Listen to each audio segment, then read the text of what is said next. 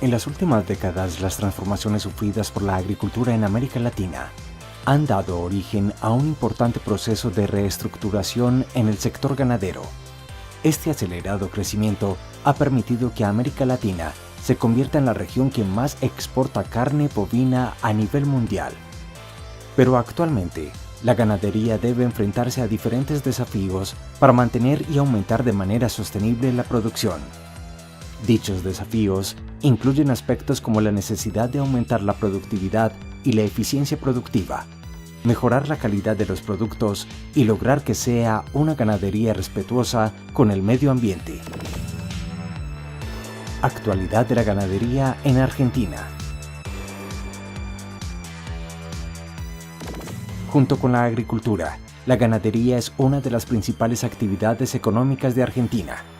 Si bien en los últimos años este sector fue muy golpeado por las diferentes medidas económicas, actualmente se encuentra en un fuerte proceso de recuperación, mediante el cual se quiere llevar al sector ganadero a un lugar de privilegio como lo tuvo por muchos años.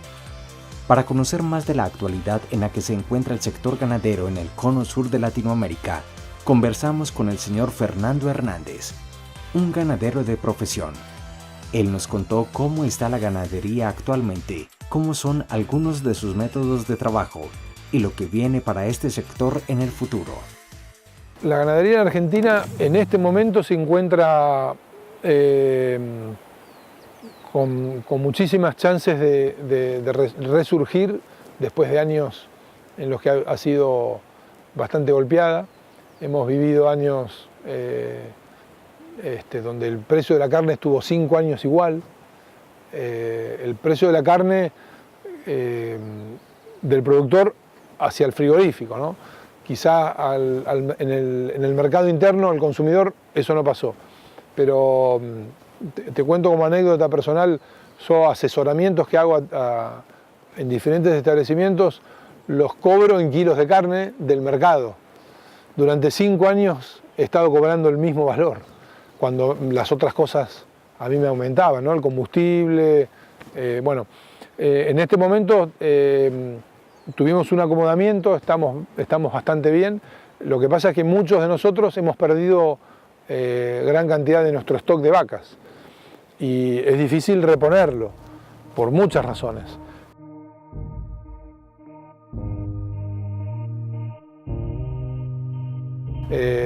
Avisoramos un buen futuro. Creo que Argentina tiene la capacidad para rápidamente recomponerse y si se pudiera exportar los cortes que nosotros no consumimos tanto. Acá venimos de políticas donde se castigaba a toda la cadena, cuando por ahí en Argentina el consumo interno básicamente está basado en asado y en vacío, que son cortes que normalmente no se exportan y que podrían generar un ingreso de divisas importantes para el país y tener garantizada la producción de carne de los cortes que sí se comen a un precio incluso inferior, si se pudiera hacer ese manejo. Somos vecinos de un país como Uruguay que tiene una cuenta totalmente inversa. Exporta más del 85% y el consumo es del 15%. Nosotros estamos al revés. Si pudiéramos exportar más, creo que ayudaría a la economía del país y también, por ende, al productor, que a veces está en el último escalón de las mejoras, no solamente en carne, sino también en otros productos, ¿no? Que las cadenas intermedias tienen mayor renta que quien produce.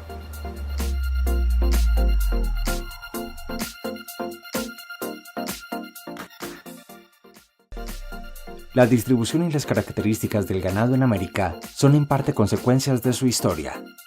La calidad de la carne y la adaptación de las distintas razas que podemos encontrar en esta parte del continente americano se debe a la introducción de algunas razas europeas. Yo siempre he demostrado que la diferencia ha sido la introducción de las razas, después de las razas españolas, de la andaluza y las razas que se expandieron en toda América. Argentina, Uruguay, en menor medida Chile, introdujeron razas británicas. El resto de los países introdujeron razas o cebuinas o continentales de Europa. Y ahí es una gran parte de la diferencia entre por qué la carne argentina y por qué la carne de otros países. No es ningún mérito argentino, sino ha sido de esos precursores que decidieron traer esas razas de las Islas Británicas, que se adaptaron muy bien a estos pastos y que dieron un tipo de carne que por ahí en otros países es más difícil de encontrar. Pero siempre se está a tiempo de poder resolver ese tema, ¿no? Existen diversos modelos para trabajar la ganadería de manera responsable con el medio ambiente y sostenible. Y precisamente don Fernando quiso compartir con nosotros cómo ha sido su experiencia, los resultados y la metodología que ha utilizado durante años en su cabaña. Yo creo que lo ato un poco con lo que comentaba respecto a la selección en cada lugar. El modelo, por ejemplo, en San Edmundo es un animal en la cabaña. Las vacas de la cabaña están en condiciones, diría, de un campo de cría típico y más rústico aún, porque este hecho de no tener campo propio a mí me ha hecho tener muchas vacas en poco espacio, en campos de muy poca producción de pasto. Ahí es donde he detectado individuos sobresalientes en esas condiciones. Yo la verdad que no he dado cuidados especiales en absoluto, todo por el contrario. Y como siempre digo, si un animal se destaca en condiciones complicadas, sin duda que en un mejor ambiente va a expresar mucho más todo eso. El destete precoz es una herramienta, en el momento que es necesaria, es una herramienta muy útil para cuidar a la vaca. Es difícil que una cabaña haga destete precoz.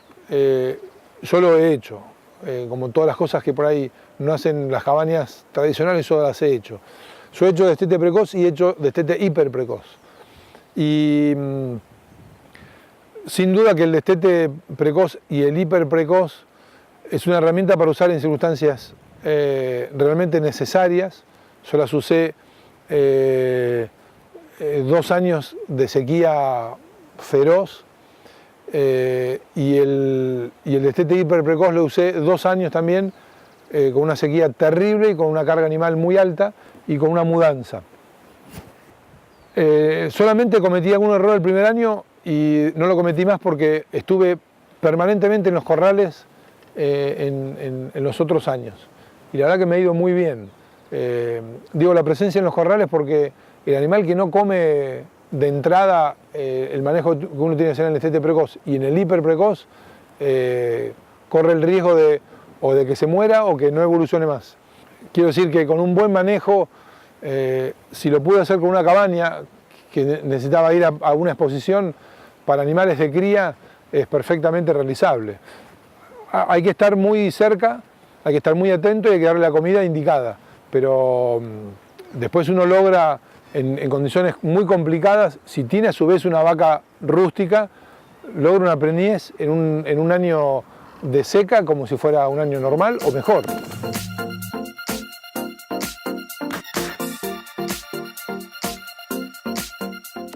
Por eso me he ido cerrando cada vez en el trabajo propio, porque no solamente por pesos al nacer, sino por una demanda de comida que yo no la puedo ofrecer y que no me es rentable ofrecerla.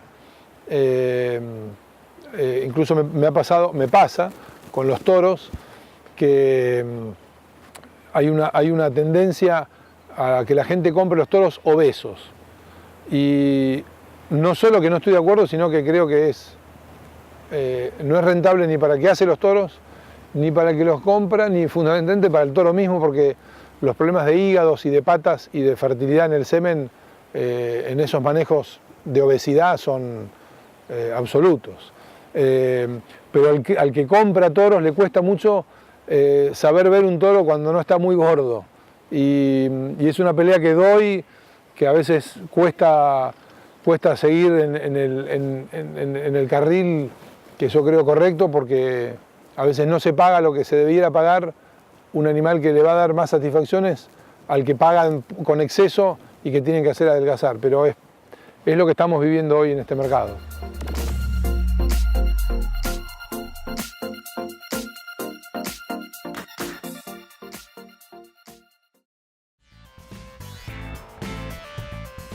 Un aspecto fundamental en ganadería es el mejoramiento genético. Este permite aplicar principios biológicos, económicos y matemáticos con el fin de aprovechar al máximo el rendimiento de un animal.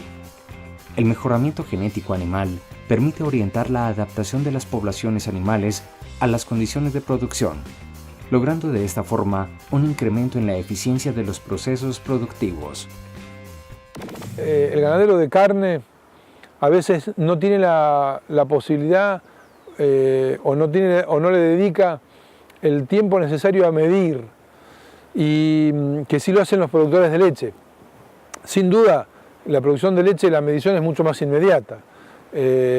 Con la carne es más difícil por ahí cuantificar y medir la evolución, pero se puede hacer. Entonces, en los rodeos de cría, a veces uno quiere vender un mejor toro y demostrar las razones por qué es un mejor toro, y el productor de cría que echa el toro a la vaca y que cuando el terreno ya está para destetar a los 210 días, 7 meses de edad aproximadamente, desteta y vende, no mide, no mira.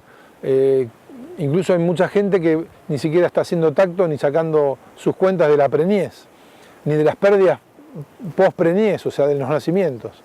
Y yo creo que esa evolución se está empezando a dar con nuevas generaciones que quizás también se están aferrando demasiado a cierta información que es de números y salen poco a ver la hacienda. Entonces hay que buscar el equilibrio entre poder ver los animales, medir y evaluar con precisión datos de lo que hoy se llama predicción y la predecibilidad de los datos vía los DEPs o los CPDs americanos o DEPs argentinos o en español, para poder adelantarse a lo que va a venir, poder elegir entre un toro y otro. O sea, los ganaderos más antiguos solamente miran el fenotipo.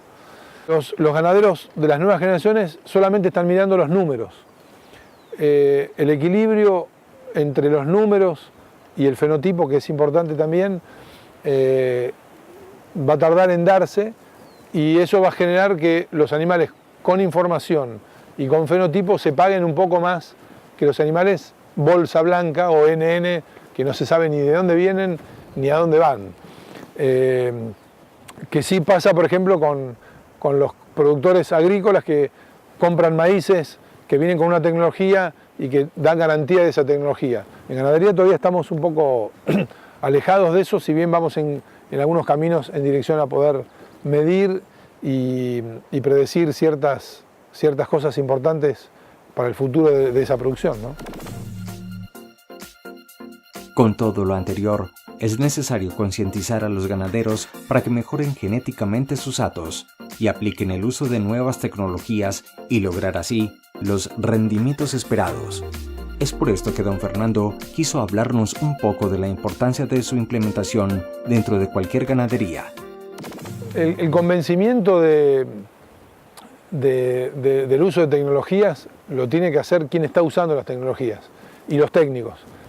Pero también hay que demostrar con números económicos el beneficio de esa tecnología.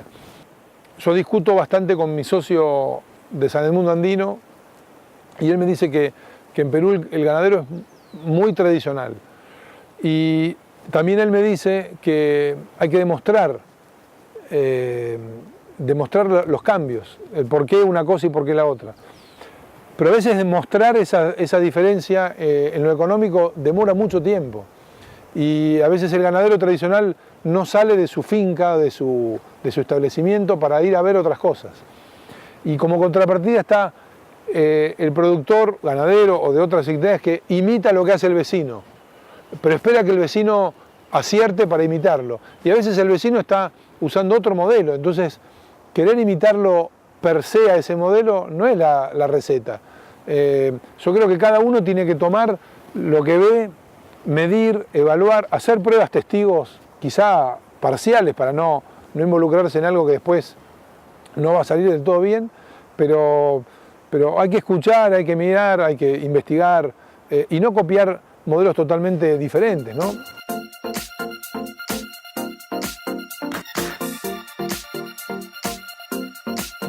mi crítica en algunas cuestiones de genética en ganadería en Argentina es mirar modelos de países totalmente opuestos, como el nuestro. Muchísimas empresas, muchísimos ganaderos están mirando demasiado a otros países que tienen un origen y una causa distinta al nuestro, y por ahí, por una cuestión de, llamémosle celos o idiosincrasia, no copian o no usan la genética de un vecino, de alguien que está más cercano a lo que ellos están haciendo, para lograr más rápido ese objetivo. Y a veces se ven diferencias y el retorno de esa selección es más lenta, que podría ser más cerca usando algo cercano. Nos cuesta a todos los países latinoamericanos por ahí ser menos egocéntricos y poder aliarnos con vecinos y poder usar una tecnología similar, y hasta usar a veces la compra de un reproductor más caro, que yo no lo podría comprar, me uno con mi vecino y lo compramos en conjunto. Mis abuelos maternos eran de Galicia, España, y mi abuela contaba que un toro lo usaba la comunidad, la aldea. Y yo sé que hoy en día hay casos parecidos todavía en España, en algunos lugares, que por ahí usan o compran un toro y lo usan entre varios.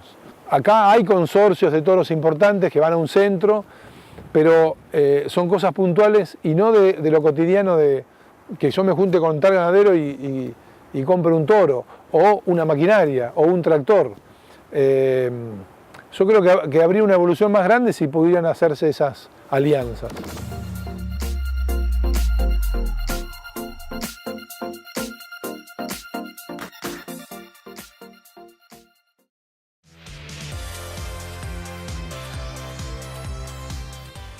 Ya para finalizar, don Fernando habló un poco de la percepción que tiene acerca de la ganadería doble propósito y dio algunos consejos sobre la implementación de este modelo en un país como Colombia, e invitó a algunos ganaderos a mejorar genéticamente sus animales para mejorar la carne y con esto lograr un mejor desarrollo de sus ganaderías.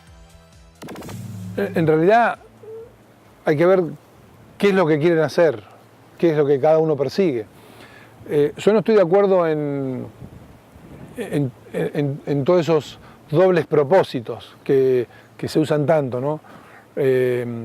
Porque al final uno no hace ni una cosa ni la otra, y distinto es en un rodeo comercial, en un establecimiento en Argentina, si alguien tiene una vaca lechera para el uso propio. Pero cuando uno lo ve como industria, como negocio, yo creo que hay que pensar en la especificación. Entonces, el que hace leche tiene que hacer leche, y el que hace carne tiene que hacer carne, y lo mejor posible en cada caso. Entonces, el uso de esas razas que son doble propósito tienden a desaparecer, o deberían haber desaparecido. En Argentina no existen más. Hace 50, 60 años, la raza como el Shorton tenía dos modelos, el de leche y el de carne. La raza misma se debilitó, me parece, en cierta forma por eso, y hoy es solamente de carne.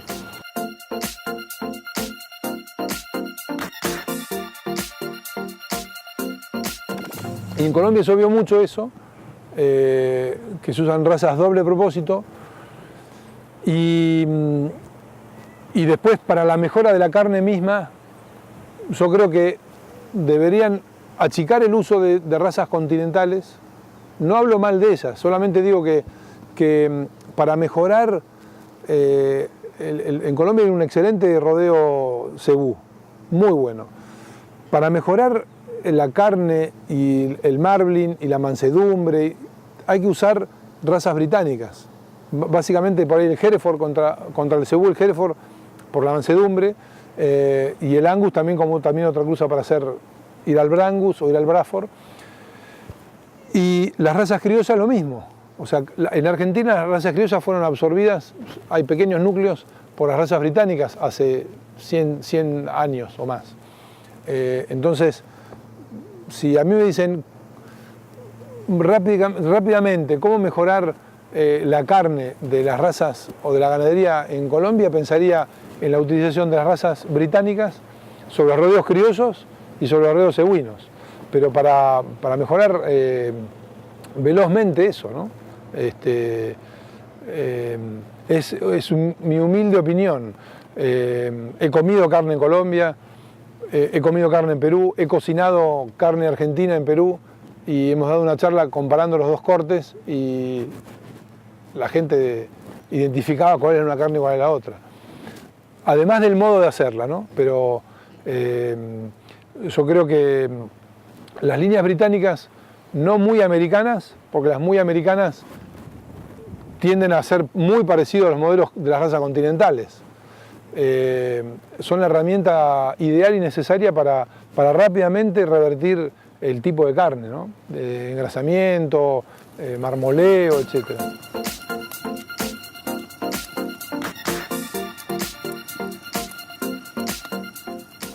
Quien quiera tener animales británicos para mejorar sus rodeos cebuinos o criollos, lo puede hacer perfectamente. Quien quiera tener genética británica para multiplicarla y tenerla como raza pura, lo puede hacer perfectamente. El tema es elegir las líneas dentro de esas razas que se adapten al ambiente que va a ser usado.